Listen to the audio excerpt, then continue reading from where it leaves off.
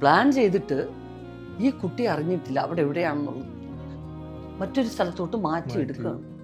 എന്നിട്ട് ഇതൊരു വീഴ്ച വീണു കേട്ടോ.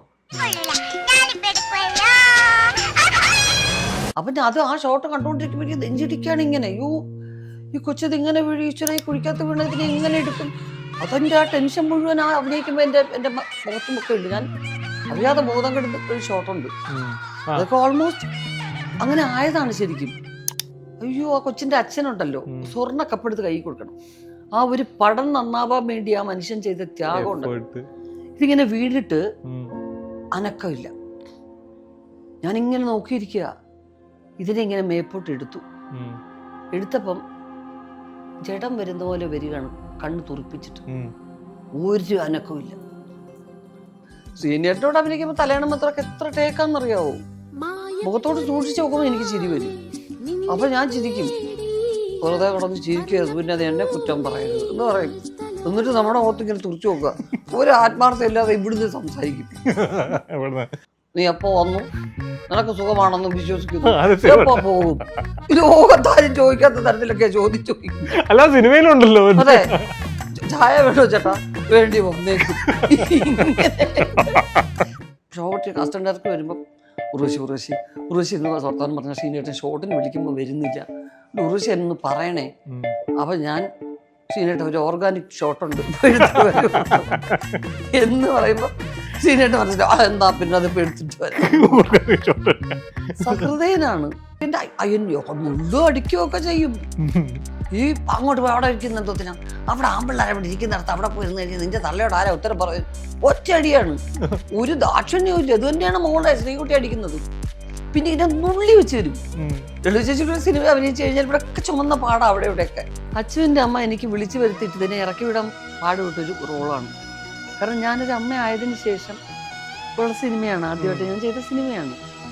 അപ്പൊ അത് മലയാളത്തിലാവുമ്പോ എന്നെ ആത്മാവിന്റെ ഭാഷയും കൂടെ അല്ലേ. അപ്പൊ ഇതിനെ മാറ്റി നിർത്താൻ കുറച്ച് സമയം എടുക്കേണ്ടി വന്നു എനിക്ക്. ഉള്ളൊഴുക്കലെ ലീലാമ്മയെ കുറിച്ചുള്ള ആ സമയത്തെ ചോദ്യങ്ങളെല്ലാം ഞാൻ എന്തെങ്കിലും പടായി പറഞ്ഞ് ഞാൻ മാറ്റിക്കൊണ്ടിരുന്നു. കാരണം ഞാൻ വല്ലാതെ ഇമോഷണലാവുന്നു. ഇപ്പൊ എന്റെ അമ്മയ്ക്ക് ഞങ്ങളുടെ മുമ്പിൽ കരയാൻ പറ്റില്ല, ഞങ്ങളെല്ലാം കൂടെ കൂട്ടക്കരച്ചിലാവും. അപ്പൊ അമ്മ ഞങ്ങളെ ചിരിപ്പിക്കാൻ പാടുപെടുക. ആ റോള് വല്ലാത്തൊരു എന്നെ മാനസിക പ്രശ്നത്തിലാക്കിയ ഒരു ക്യാരക്ടർ.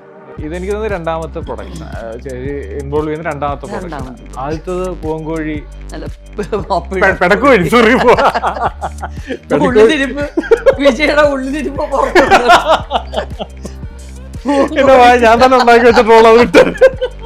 സത്യം വെളി വരും വിജയ് മേൽ ഷോവനിസ്റ്റാണ് കേട്ടോ. എന്നെ നോട്ടം വിട്ടോളൂ പെണ്ണുങ്ങളൊക്കെ. ശരിക്കും 10ാം വയസ്സിൽ തുടങ്ങി 350ഓളം സിനിമകള്.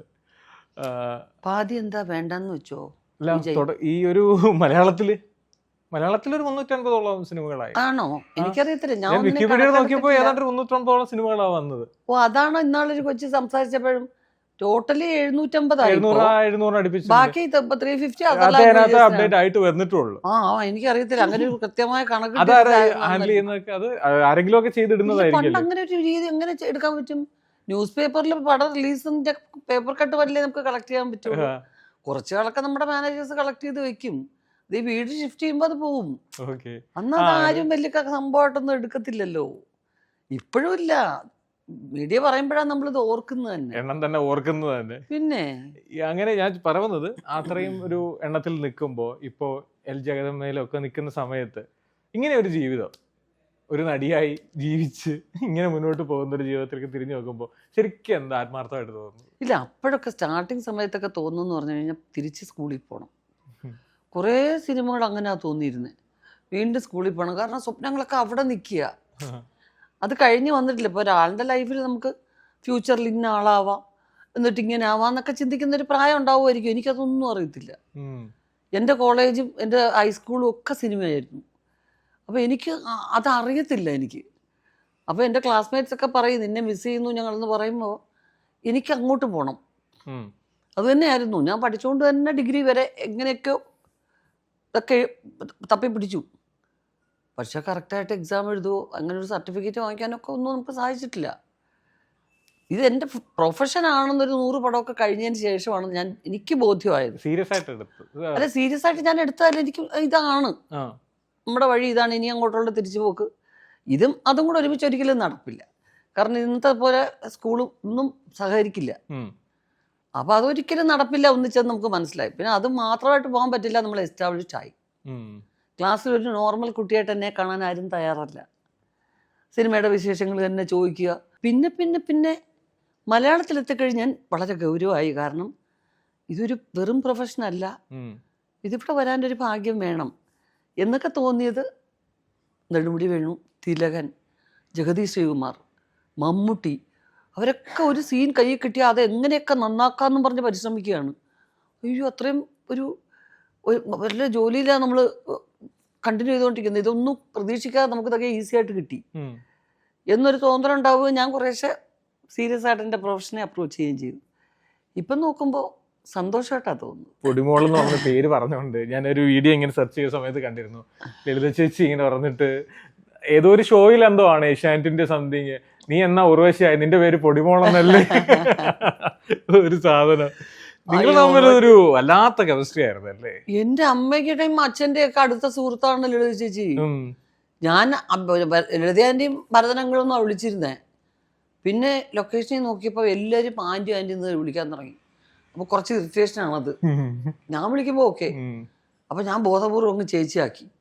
കാരണം എല്ലാവരും കയറി ആന്റി വിളിക്കുമോ, പിന്നെ എല്ലാ നാട്ടുകാരനെ മുഴുവൻ അങ്ങ് ലോക ആന്റി ആയിട്ട് എന്നെ അങ്ങ് മാറ്റി ഇങ്ങനെ പ്രാറ്റും ഇരുന്നു. അങ്ങനെ ആക്കിയതാ. എന്നെ തൊട്ടിലിന്ന് എടുത്ത ആളാ, വളർത്തി. എന്റെ അയ്യോ മുള്ളു അടിക്കുകയൊക്കെ ചെയ്യും.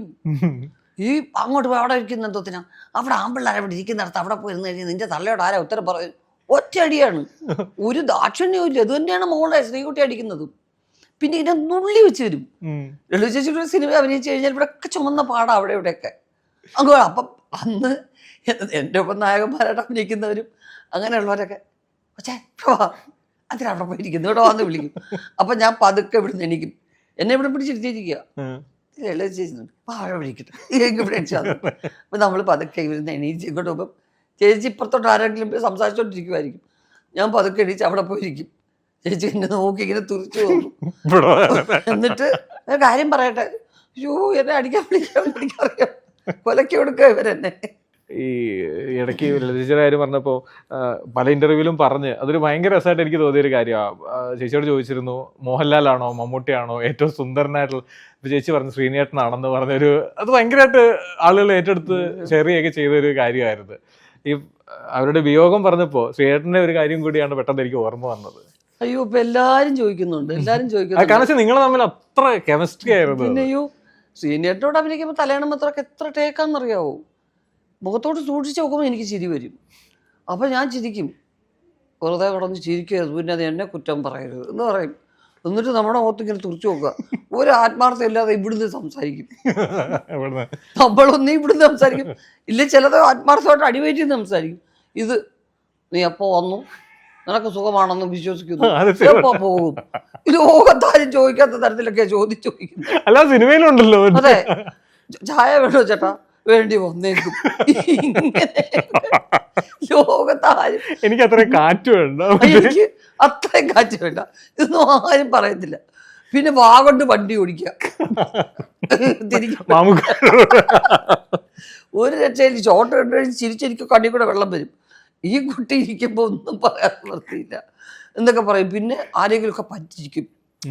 അത് ഈ അറിയാത്ത മീഡിയയിലെ പ്രായമുള്ള ആൾക്കാരൊക്കെ വരുമ്പോൾ അടുത്തിരിക്കുകയാണെങ്കിൽ എന്തെങ്കിലുമൊക്കെ പൊട്ടത്തരം പറയും. അതെ അതെ, അത് ഉർവശി ഇപ്പോൾ MA എഴുതിക്കൊണ്ടിരിക്കുകയാണ്, തലയുടെ ബന്ധം നടക്കണം. അപ്പോൾ ഞാൻ വന്നപ്പോൾ എപ്പോഴാണ് MA പോകുന്നത്? ഞാൻ അറിഞ്ഞിട്ടില്ല. ട്രിവാൻഡ്രത്തൊരു വീട്ടിലാണ്. അപ്പോൾ ഞാൻ MA പോകുന്നു. ഉർവശി MA പോകുന്നു, ഇപ്പോൾ പരീക്ഷയ്ക്ക് പോയിട്ടല്ലേ ഇവിടെ ക്ലൈമാക്സ് എടുക്കാൻ വരും. അപ്പോൾ ആര് നോക്കുമ്പോൾ ഇങ്ങനെയൊക്കെ കാണിക്കുമ്പോൾ ഞാൻ അതെ അതെ ഞാൻ MA പോയിട്ട് വരും. എവിടെ പോയിട്ട് വരും? മദ്രാസിൽ പോകണം. തമിഴാണ് എടുത്തേക്കുന്നത്. ആ തമിഴാ, മലയാളം അറിയില്ല.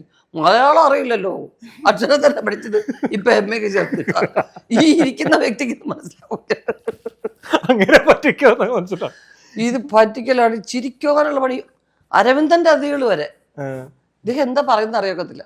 എന്തിനാ ഈ ബുക്കൊക്കെ അടുക്കി വെച്ചിരിക്കുന്നത്? അല്ല ആഗ്രഹിക്കും എടുത്ത് കൊടുത്തുകൂടെ? എന്നിന് ചുമ്മാ അതെങ്ങനെ അടുക്കി വെച്ചിരിക്കുന്ന പറയുമ്പോൾ പുസ്തകം വായിക്കാൻ വിവരം വേണമെന്ന് എന്തോ പറഞ്ഞു. എനിക്ക് ഓർമ്മയില്ല പുള്ളി എന്താ പറയുന്നത്. അത് ആ ടേക്ക് സമയത്തേ നമുക്ക് അറിയത്തുള്ളൂ.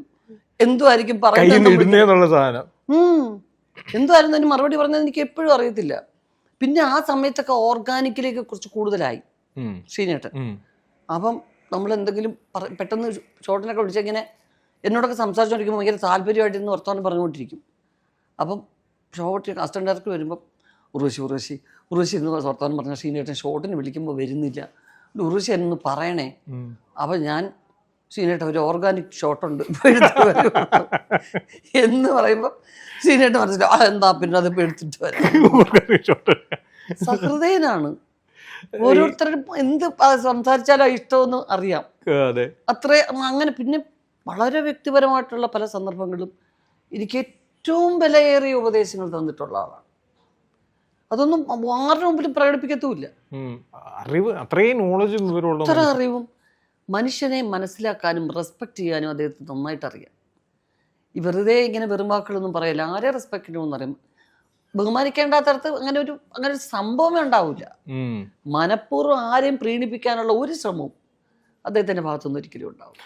ഈ ആ പൊന്മുട്ടയിടുന്ന താറാവിനകത്ത് മറ്റേ ആ മാല കൊണ്ട് തരുന്ന ഒരു സീനുണ്ട്. മറ്റേ ഇത്രയും 10 പവന്റെ ഒരു മാല. അത് പുള്ളി കള്ളത്തരമാണെന്ന് പുള്ളിക്ക് അറിയാം. എന്നാ ഇത് പറ്റിക്കാൻ വാങ്ങിക്കാണെന്ന് ചേച്ചിക്ക് അറിയാവുന്ന ഒരു സീനാണ്. അതെ അതെ അതെ അതെ അതെ സീനാണ്. പക്ഷെ നമുക്ക് ആ ഷോട്ട് നമുക്ക് തോന്നത്തേ ഇല്ല. ആ ഷോട്ട് എടുക്കുമ്പോൾ അറിയത്തില്ല.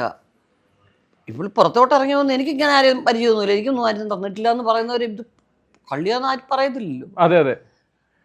അപ്പം എന്താ പറയുക, ആദ്യത്തെ ഒരു തേപ്പുകാരി, മലയാള സിനിമയിലെ ആദ്യത്തെ തേപ്പുകാരിയായിരുന്നു. അന്ന് ആ പ്രയോഗം ഇല്ലാത്തതുകൊണ്ട് രക്ഷപ്പെട്ടു. അതൊന്നും അന്ന് ഇപ്പൊ ഒക്കെ നോർമലൈസ് ആയ ഒരു സംഭവം. അന്നും നമുക്ക് അങ്ങനെ ചിന്തിക്കാം, ഒരു പെണ്ണ് അങ്ങനെ ചെയ്യുന്നൊക്കെ പറയുന്നത്. അത് അങ്ങനത്തെ അത്തരം റോളുകളായിരുന്നു എനിക്ക്. കാരണം ഒരു വെറൈറ്റി ഫീൽ ചെയ്തത്. നായിക എന്ന് പറയുന്നത് സ്ഥിരം ക്ലീഷേന്ന് മാറണ്ടേ. അപ്പൊ അത്തരം സിനിമകളും ക്യാരക്ടേഴ്സുമാണ് എന്നെ എപ്പോഴും യോധയിലെ ദമയന്തി, പിന്നെ തലയണ മൊത്തത്തിലെ കാഞ്ചന ഒക്കെ ഒരു നെഗറ്റീവ് ഷെയ്ഡ് അതിനകത്തുള്ളതാണ്. പക്ഷെ അങ്ങനെ പെർഫോം ചെയ്ത് വന്നപ്പം അത് ശരിക്കും പച്ചയായിട്ടുള്ള ഒരു സ്ത്രീയാണ്. അങ്ങനെയുള്ള സ്ത്രീ ജെന്യുവിനാണ്. അത് ഈ ചെയ്യട്ടെ. അന്ന് സാധാരണഗതിയിൽ ഈ പറഞ്ഞ പോലെ അന്ന് നമ്മൾ നല്ല സ്റ്റാർഡം ഉള്ള സമയം, അല്ല തിളങ്ങി നിൽക്കുന്ന ഒരു സമയം. ആ സമയത്ത് ഇങ്ങനെയുള്ള ഷെയ്ഡ് ചെയ്യുമ്പോൾ സ്വാഭാവികമായിട്ട് ചുറ്റുമുള്ളവരും പറയില്ല അത് പറയും.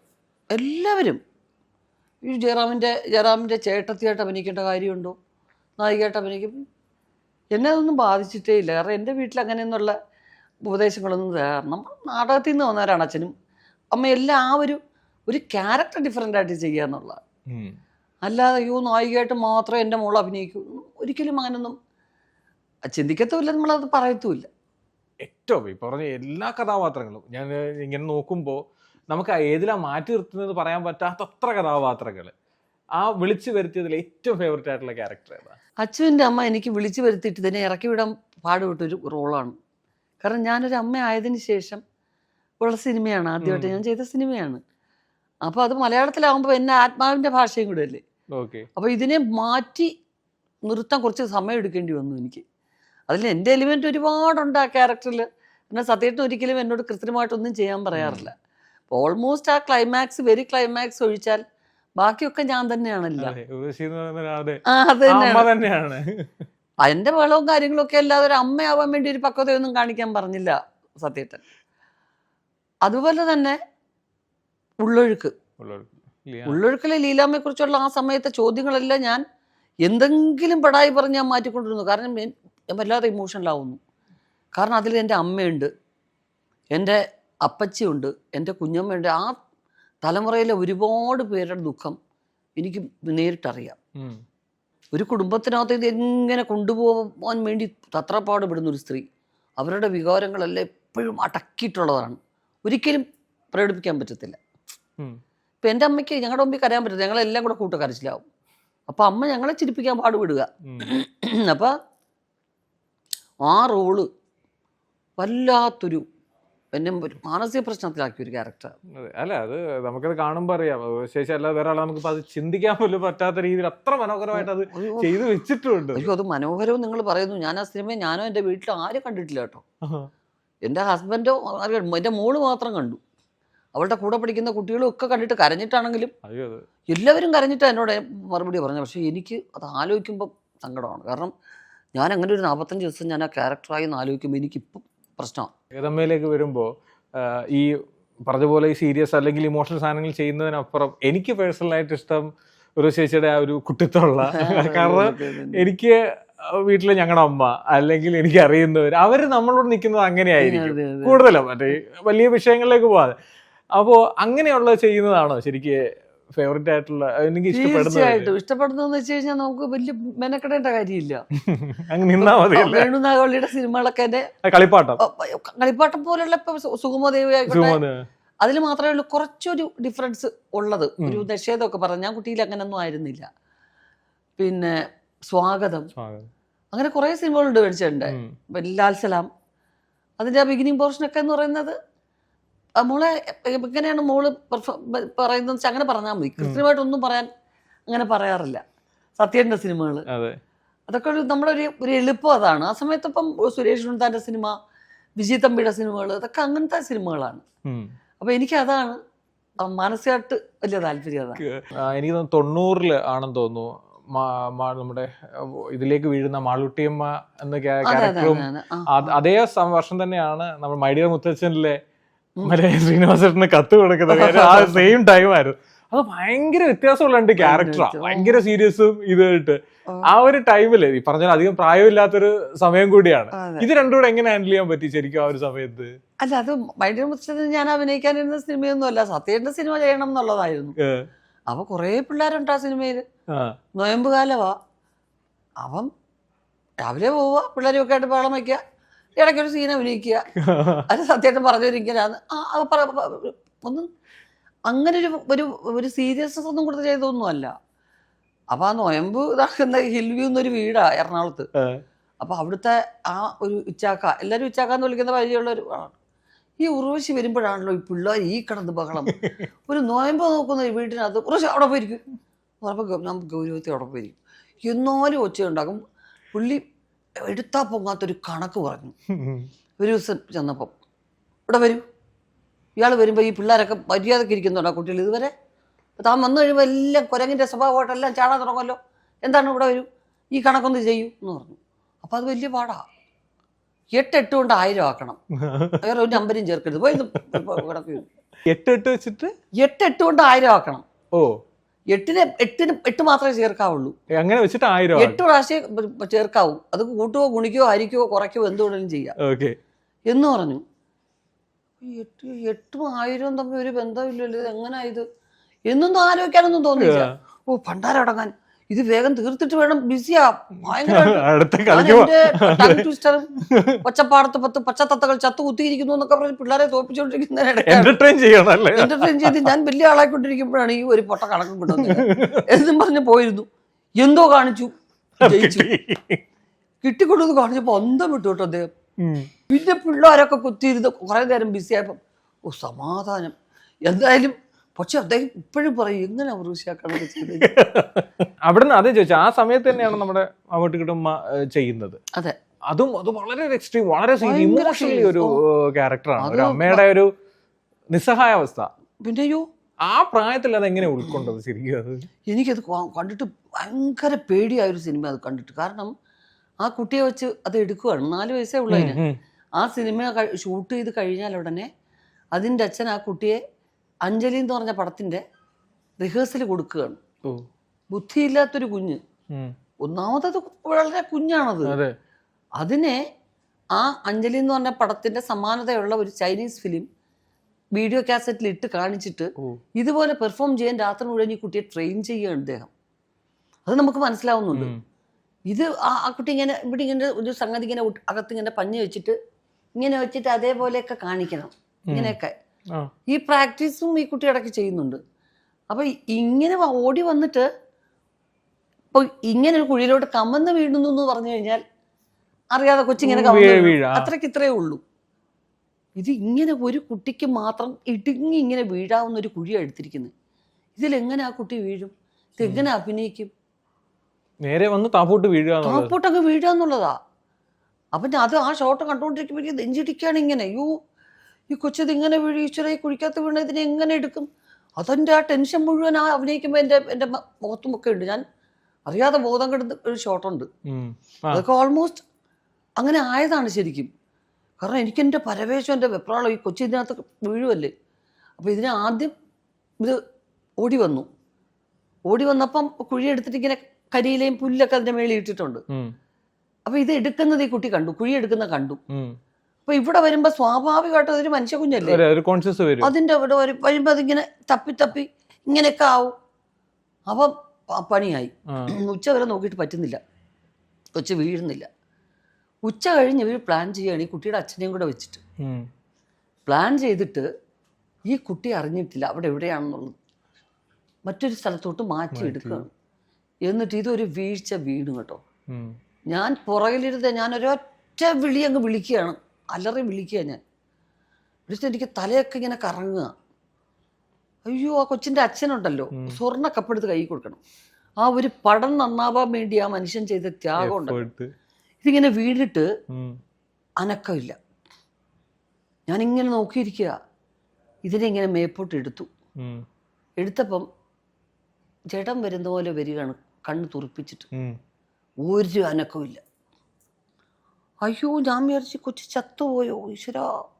പ്രാർത്ഥിക്കുക ഞാൻ കൊരയുന്നു, ഇയോളെ ചീത്ത വിളിക്കുന്നു. യോ, കണ്ണിച്ചോരയില്ലാത്ത മഹാഭാവിയാലും നശിച്ചു പോകുന്നൊക്കെ പറഞ്ഞ് ചീത്ത വിളിക്കാൻ പ്രാവൊക്കെ ചെയ്യുക.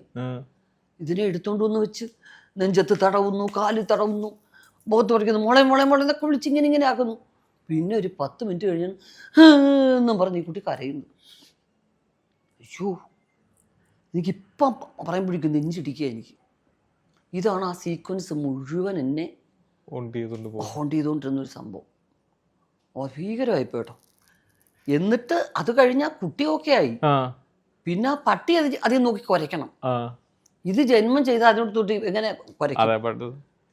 കുട്ടി അവിടെ ഇല്ല, ഒന്നുമില്ല. അതിങ്ങനെ ചുമ്മാ ഇതുവഴി വന്നിട്ട് ഓടി അങ്ങോട്ട് പോയി ക്യാമറ നോക്കി കുരയ്ക്കുക. പിന്നെ അതിൻ്റെ പ്ലാനിങ് നടക്കുകയാണ് ബാക്കി ഹാഫ് ഡേ. അവസാനം ആ പട്ടിയെ വളർത്തുന്ന ഒരു പയ്യനുണ്ട്. ആ പയ്യൻ ഭരതങ്ങൾ തന്നെയാണ് ഒരു ഐഡിയ പറഞ്ഞു, ഒരു കാര്യം ചെയ്യും, ഇവൻ വിളിക്കുമ്പോൾ മാത്രമേ ഈ പട്ടിക്ക് ഭയങ്കര അറ്റാച്ച്മെന്റ് ആണ് അവനോട്. അവന്റെ ശബ്ദം ഈ പട്ടിയെ വിളിക്കുന്നതായിട്ട് ടേപ്പ് റെക്കോർഡ് ചെയ്തു. എന്നിട്ട് അത് വെച്ചിട്ട് കറക്റ്റ് ടേക്കിന് മുമ്പ് ഇത് ഓൺ ചെയ്തിട്ട് ഈ പയ്യനെ ഒളിപ്പിച്ചു വെച്ചു. എന്നിട്ട് ഇതിനകത്തുനിന്ന് കറക്റ്റ് ക്യാമറ ഓടി, അന്ന് ഫിലിമാണല്ലോ, എത്ര ടേക്ക് എടുത്താൽ വേസ്റ്റ് ആക്കുന്നത്. കറക്റ്റ് 1, 2, 3 ഏകദേശം അടുത്തെത്തുമ്പോൾ ഇതിനകത്തുനിന്ന് വിളി വരും. ആ വിളി വരുമ്പോൾ ഇതിങ്ങനെ തപ്പി കറക്റ്റ് അതിൽ നോക്കി കുറയ്ക്കാൻ തുടങ്ങും. അങ്ങനെയൊക്കെ എല്ലാ ഷോട്ടിലും റിസ്ക്, പാരലൽ അതിൽ കുഴി ഉണ്ടാക്കുക, അതിനകത്തോട്ട് പോയി, ഇതെല്ലാം അക്ഷരാർത്ഥത്തിൽ അതേപടി നടക്കുകയാണ്. അപ്പൊ നമ്മൾ അറിയാതെ മാനസികമായിട്ട് ആയി പോയതാണ് സത്യത്തിൽ, അല്ലാതെ അഭിനയിച്ചൊന്നുമല്ല. അഭിനയിച്ചല്ല, കാരണം ആ ഒരു എന്റെ ഒരു ഏജ്, അതുകൊണ്ടാണ് എനിക്ക് ചോദിക്കാൻ ഒരു പ്രായത്തിലുണ്ടല്ലോ, എനിക്ക് അതൊന്നും ഉൾക്കൊള്ളാൻ പറ്റുന്നില്ല.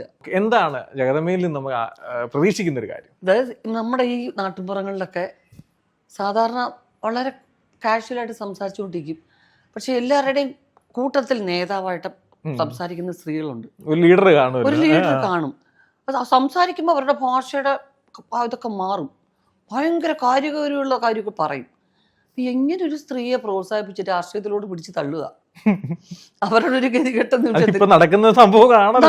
അതുകൊണ്ടാണ് ഈ സമയത്ത് പഞ്ചായത്ത് ഇലക്ഷനോടൊക്കെ കഴിയുമ്പോഴത്തേക്ക് ഇതിന്റെ ഈ ഇലക്ഷൻ സമയത്ത് തന്നെ ഇറങ്ങേണ്ട ഒരു സിനിമ ആയതുകൊണ്ടാണ് അതിന്റെ എല്ലാ കോമഡിയും എല്ലാ ദുരന്തങ്ങളും ഇതിനകത്തുണ്ട്.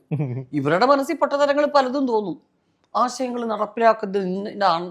ഇതിന്റെ പ്രായോഗിക ബുദ്ധിമുട്ടുകളെ കുറിച്ചൊന്നും ഇവർക്ക് അറിയണ്ട.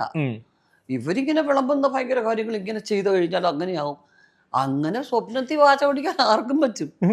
ഒരു നാട് മുഴുവൻ ഒരേ കാര്യം നടപ്പിലാക്കണ്ടേ.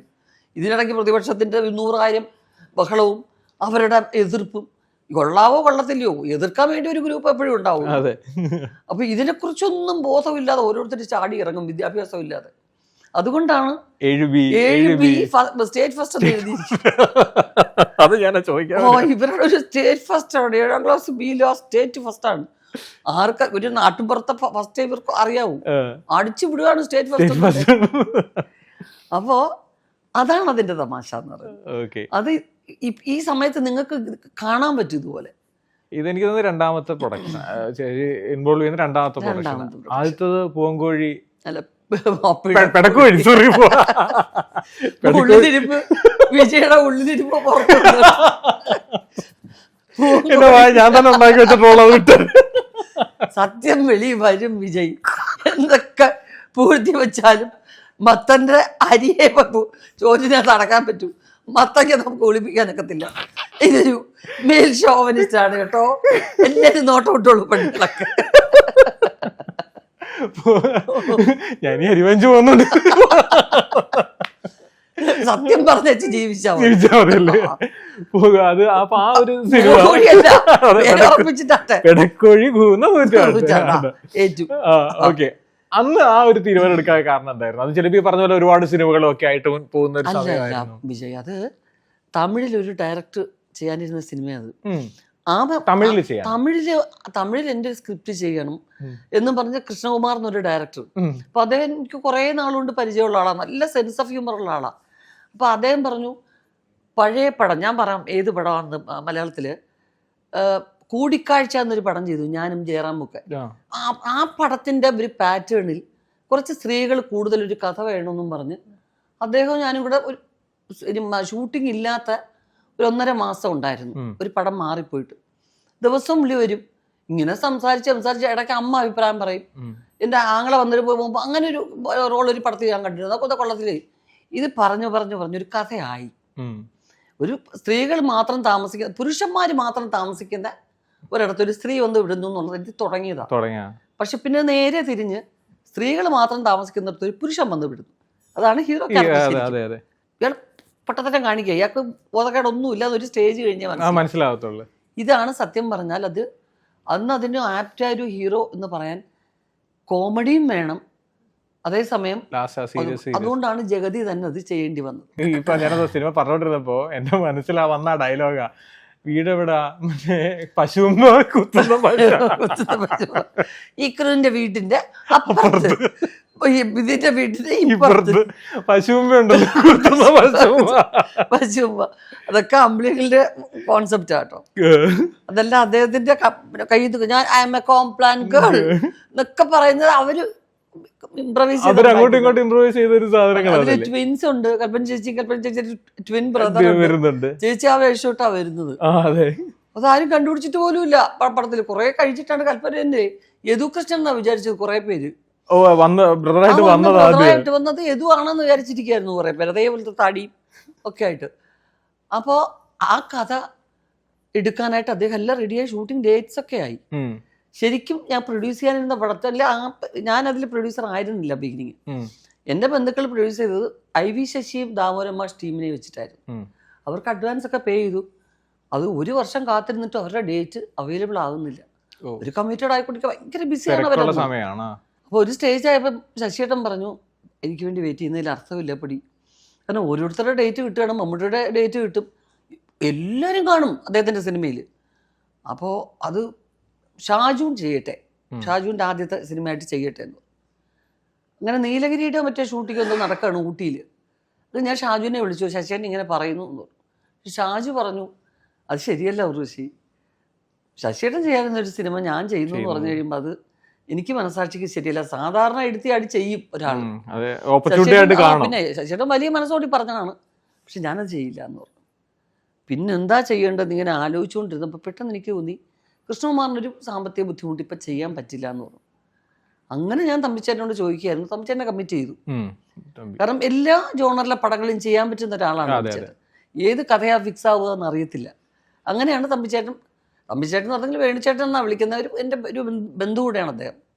അങ്ങനെ വേണിച്ചേട്ടനെ വിളിച്ചാൽ പറഞ്ഞു ആ എന്നിട്ട് ഇങ്ങനെ ഡിസ്കസ് ചെയ്ത് അപ്പോൾ രഞ്ജി അയാളുടെ ടീമാണ്, ഞങ്ങളുടെ ഒരു ടീമായിരുന്നു. അപ്പോൾ രഞ്ജി പകുതി വരെ പറയും, പകുതിക്ക് മുകളിൽ നീങ്ങൂല രഞ്ജി കഥകളൊന്നും, അവിടെ നിൽക്കും. അങ്ങനെ ഒരു പ്രശ്നം എപ്പോഴും. അപ്പം